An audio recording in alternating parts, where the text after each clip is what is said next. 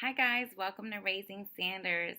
If you are new to my channel, thank you for checking this video out. And if you are returning, welcome back. So today I am talking about how I get my children to bed. This question has been asked to me by so many parents. Both asked me, Kayla, how do you get your children to go to bed? You have a lot of children. I have 4 boys. The ages are 10, 3, 2, and 8 months. So their sleeping schedules are all different. With our 10-year-old, he's in 5th grade, so his sleeping regimen is pretty simple. His alarm goes off and lets him know exactly when and what time it is to do everything. Now, with my boys that are home with me, their desired bedtime, I would say, is between 8:30 and 9 o'clock. Typically, we finish dinner like around 8:30. And after that, I will get the boys straight into the bath time and let them play around and then put their pajamas on. And we have our nightly routine. They go to bed. Now, with my toddlers, what I do is I speak to them the entire time that we are doing things. Okay, guys, dinner's almost ready. After we eat dinner, you guys know what we're going to do. We're going to take a bath and you know what to expect. So I don't have to be as repetitive with them about what is happening. But I do let them know, like, hey, it's dinner time. You guys know after this, you guys have to take a bath. We got to brush your teeth.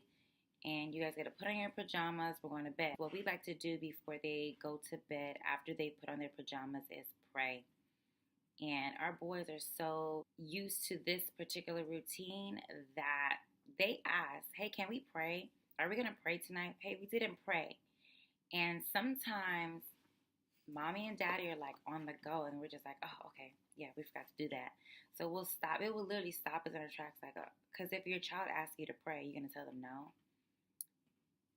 I mean, I wouldn't say no. I remember one time the boys asked to pray before going to bed, and I was like, okay, I'll be right back, because baby Zion was crying and I had to go tend to him. By the time I got done with him, the boys were already knocked out, and I was like, okay, dang. So I pray over them even if they're sleeping. That's something that Mikkel and we do. That's part of their routine. So it's dinner, it's bath, it's pajamas, it's prayer, and they lay down in bed. And we play music for them. We do not allow the boys to have TV while it's bedtime. The TV is cut off at a certain time. We do not allow them to have TV time for long periods of time. And I know a lot of parents are like, oh, just let them have the TV till they fall asleep. No, because when they stay up, they like to bother you. They like to say, I need to go to the bathroom. I need some food. I need some water. They just want to stay up and see what you're up to. No. Mommy and daddy can stay up so we can do mommy and daddy things. Schedule. Children need to have schedules. They need to know what to look forward to. Bath time is really important. We do the warm baths with them. And I have lavender essential oil in their bath, and the aroma is set for them. And they're, of course, splashing around, playing around, and by then they know, okay, it's settling down time. Also, for Zion, he's 8 months, so I do the same thing for him. He is eating solids now, so what I do is give him about 2 jars full of baby food, and I feed him that, and then afterwards, I put him in the bath. I like to rub him down with the calming lotion. And before I even put him in the bathtub, I'm already setting the room. I got the dim light going. I got the soft music playing. We like to do white noise for him. We either do the sounds of rainfall or the oceans. I particularly love the oceans because I'm from South Florida and I love the beach. So I have the room all set up, all real nice and cozy for him. By the time he gets out of that bath, he already sees, okay, he knows what this is. It's bedtime. So I'm rubbing him down with that calming lotion. I put his pajamas on him and I will proceed to nurse him. And after I nurse him, sometimes he'll fall asleep on me and sometimes he won't. If he's still awake, I would just put him in his crib and have that baby monitor on, and I close the door and walk away. And from there, he's fine. So a lot of people say, like, oh my gosh, my baby cries. I have to pick him up. I have to console him. I have to hold him. Listen, you can do that all you want to. I'm not here to tell you what to do with your baby. I'm telling you what I do with my baby. Now, I know my children, I know my boys, and I have 4, okay? So if I do that with every last one of them, they're all going to expect me to do some coddling. My boys are my boys. I love them. I nurture them. I show them plenty of love throughout the day. However, nighttime is nighttime. I want you little jokers in your bed. Leave me alone because I'm about to do me.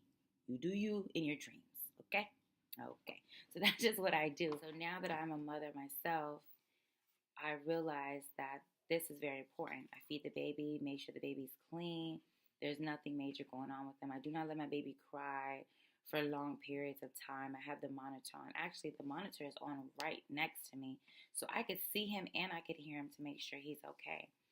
And you want to make sure you have a monitor so you can check on him so you're not constantly disturbing the atmosphere of the room, going in with the bright lights, checking, are you okay? Okay. When I go in and check with him, I'm very quiet. I barely make any noise. Like, I don't go in talking to him. I like to tell my husband, don't mess with him. Don't be making him laugh. Don't be trying to joke around with him. Don't do all of that. It is bedtime. Because if you get woken up out of your sleep, you don't want nobody saying, hey, you sleeping? You need to go pee. You need to go, hey, do you need to go pee? You don't want nobody doing that to you. So you don't do that to the baby. The baby understands what's going on. If you're gonna wake the baby up and play with the baby's gonna wake up and be like, hey, I'm up, what's going on? What's good? Talking and laughing, all this. No, that's okay. And now that my baby, he is not sleeping throughout the night as of yet. However, he's getting close to it. So when he does get up, like maybe 2, 3 in the morning, check that diaper, make sure he's good. I feed him, burp him, put him back to sleep. I do none of that. And if he decides he does not want to go back to sleep and he wants to stay up and talk, I'm going back to sleep. Because he needs to know, you got to figure this out on your own. Like, bro, you 8 months, okay? You about to be 9 months, okay? I'm tired. I'm not doing this. I'm not. Another thing is that I just want to tell everybody with having schedules and routines, you have to be consistent. Consistency is the key.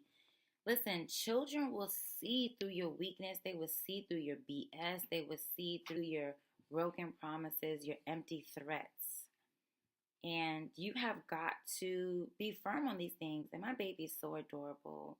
When he cries, I just want to pick him up and hold him. But at the end of the day, I have an entire household to take care of. I have a husband, and then I have all of my boys. So, and then myself. Like, if I'm holding the baby the entire time, when do I have time to do my hair? Time to cook, time to clean and do laundry and stuff like that. If I'm sitting there holding the baby nonstop, eventually you want to get the baby to sleep on their own, to comfort themselves, to be able to go to sleep. I could tell my 2 and 3-year-old, go to your room, lay down, go to sleep.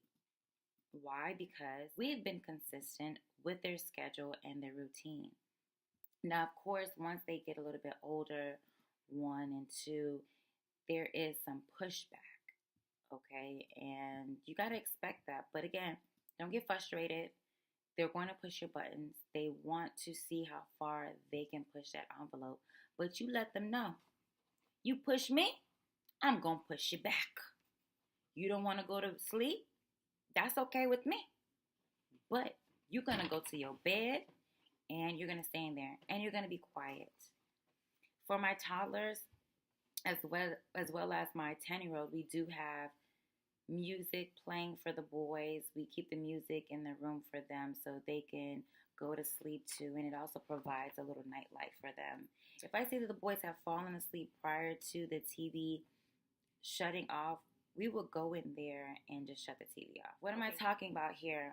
Have a routine and a schedule for your children. Be consistent with them. And throughout all of that, make sure you're talking to them about what's happening. I don't care if your baby's as young as a month. Put them on a routine. Let them know, because my 2 and 3-year-old have been on the same consistent schedule and routine since they were babies. Now, I've tweaked it a lot of it from child to child because there are things that I didn't know then that I know now. But as far as my 8 month now, he has been consistently on this routine since he was a month. And I would say that a side note is that my baby was born 34 weeks in a day. So he had to stay in NICU for 2 weeks. And by him staying in NICU for 2 weeks and a whole week without mommy, that's another story for another time. But anyways, he developed a schedule per the hospital. So when he got home, he was already on it. And the schedule came off a little bit, but I remembered what the nurses and the doctors did in NICU, and I just stick to that. Fed him, changed him, let him do his thing, go to sleep. And at 8 months, I can say that I have an amazing baby. He's extremely active. He's extremely talkative. He eats a lot. He has an amazing appetite. He has no issues eating at all. Once it's time for his nap in the daytime, once it's time for bedtime at night, he has no problems going to sleep, and he does not need me to hold him, rock him, coddle him, any of that. He is in bed asleep. The same thing goes for my 2 and 3-year-old. They have no issues going to bed. Okay, guys, thank you for watching this video. I wanted to just let you guys know what we do here, how we are raising Sanders. Guys, if you like this video, please give it a thumbs up. Subscribe to this channel, like, share, and comment. Let me know what are some of the routines that you have for your children. Is it working? What has not been working for you? Do you have any more questions for me? Let me know. Follow me on IG, guys, raising_Sanders. Recording a video with my trail mix here next to my husband, and trail mix is empty. This is your conscience. Why'd you get such a little ass bowl for such a big person? I mean, you knew we were sharing it. Why would you eat it all? This is your conscience. Why are you making eye contact with your conscience? I'm not really here. If you're my conscience, why are you talking out loud? This is your conscience. Don't talk back to your conscience. You're only talking back to yourself. Why does he insist on eating This my is your food? conscience. Are you going to give me some more? This is your conscience. I have no way of moving inanimate objects around. I can't believe we just had a conversation about this earlier about you eating my food. This is your conscience.